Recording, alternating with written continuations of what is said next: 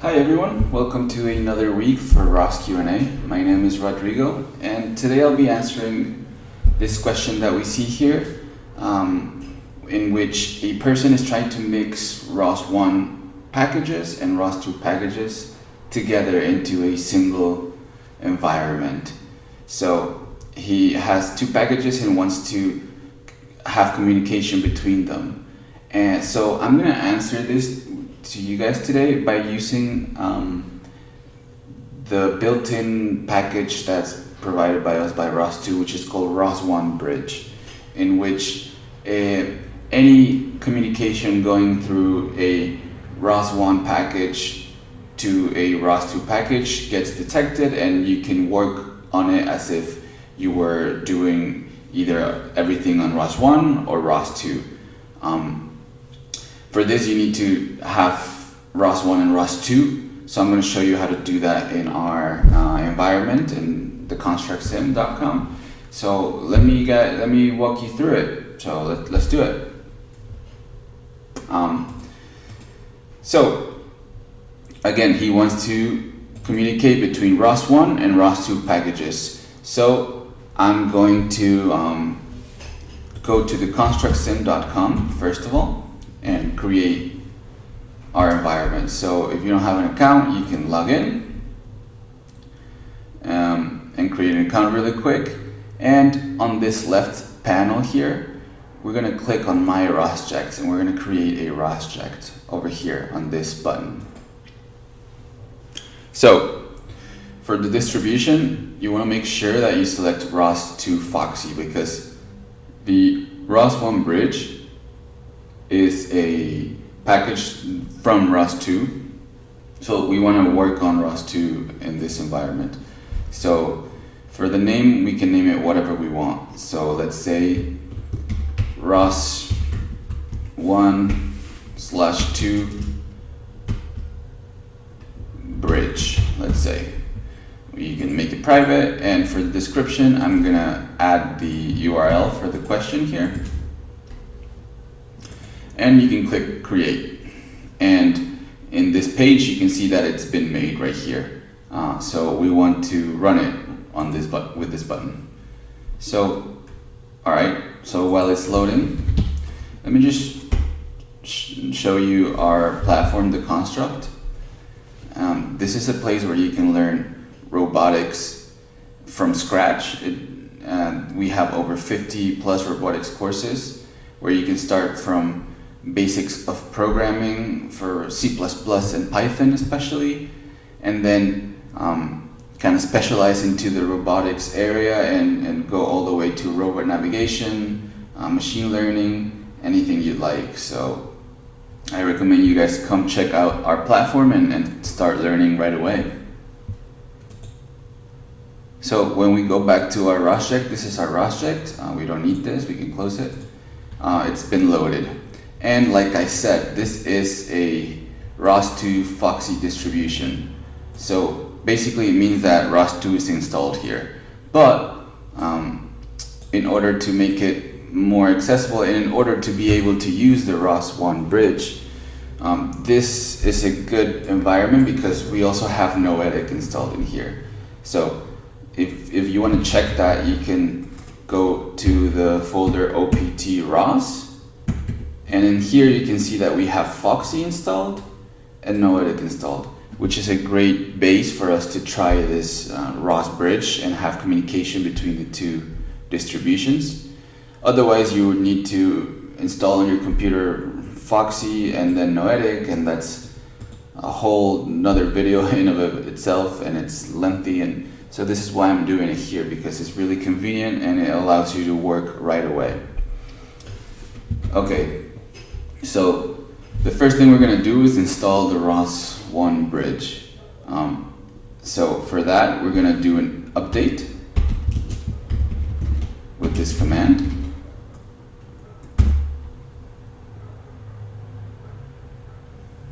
And once it's updated, we want to do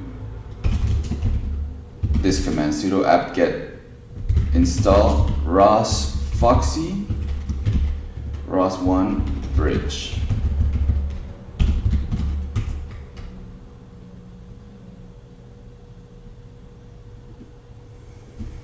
wait for it to install.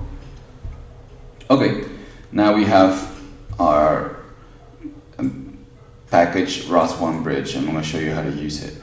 So the easiest way to do this is, okay, I'm going to close the terminal so you can sort of see how the ROS1 bridge works. So I'm going to open up 3 terminals.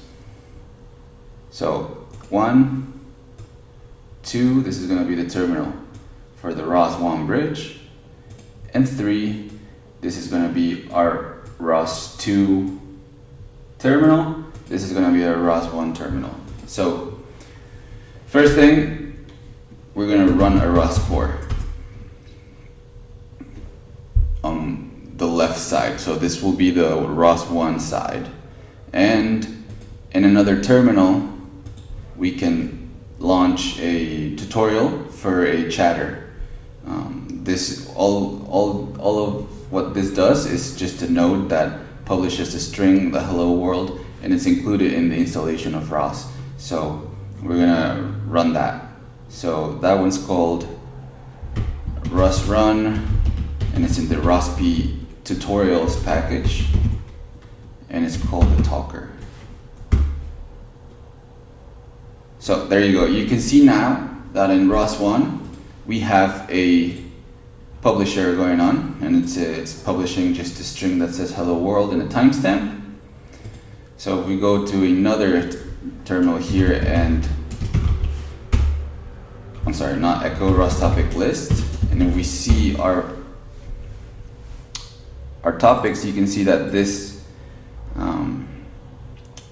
topic was created by this node. So if we do an echo, we're just going to see what is being published. So basically we want to see this in ROS2, because all of this right now is in ROS1. So the first thing we're going to do is go onto our bridge terminal, which is going to be this middle one right here, and we're going to source Foxy. So to do that, we'll do source opt ROS Foxy setup.bash. Alright, don't listen to that warning, and we're gonna launch our ROS1 bridge. So for that, remember, we're in ROS2 now, so we're gonna use ROS2 commands, which is ROS run 2 ROS1 bridge, and it's called the dynamic bridge, and bridge all topics. I forget how it's written, so I'm gonna just do this if you're ever confused about how to use some commands. Do help, and here it says that we should use this command, bridge all topics. So let's do that.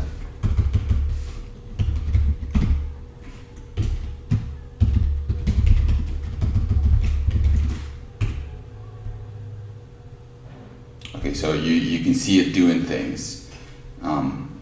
So that's a good thing. So now we're gonna try and listen on our ROS2 side. Again, make sure you source Foxy ROS2,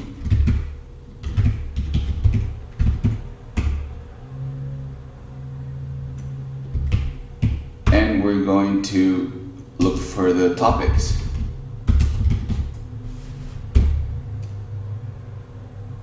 There it is. Now you can see that there's first of all, there's things from ROS1 like ROS out and parameter events, but you see this chatter topic that is being generated over here in this node right here, and this is in ROS1. Remember, we ran this with a ROS run command, and we sourced, well, noetic. These terminals come pre-sourced with noetic. So this side is in ROS1, is publishing a topic in ROS1, and over here we're doing ROS2 topic list, and we're seeing that we're seeing that topic that generated by the way of this ROS1 bridge. So this is how you, and if we want to see the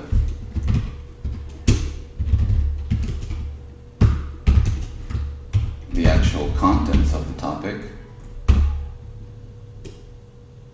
there you go. You can see the same thing as if you were doing a ROS topic echo in ROS1, but this is now in ROS2. So this is just like the most basic example of communication between packages between ROS1 and ROS2 by using a simple publisher that is pre-installed.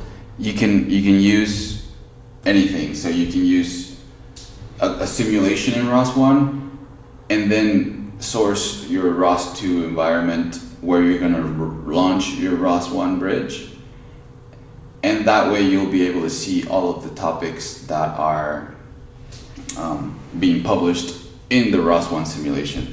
Just remember to use this command bridge all topics, because sometimes if you don't use it, they don't appear. But yeah, that's how you communicate ROS1 and ROS2. The answer is ROS1 bridge, and it's really simple to set it up. Just keeping track of the sourcing is the most important part. And yeah, that's it. Let me know if you guys like this video and if you have any questions, and we'll see you guys next week for our next video. Bye bye guys.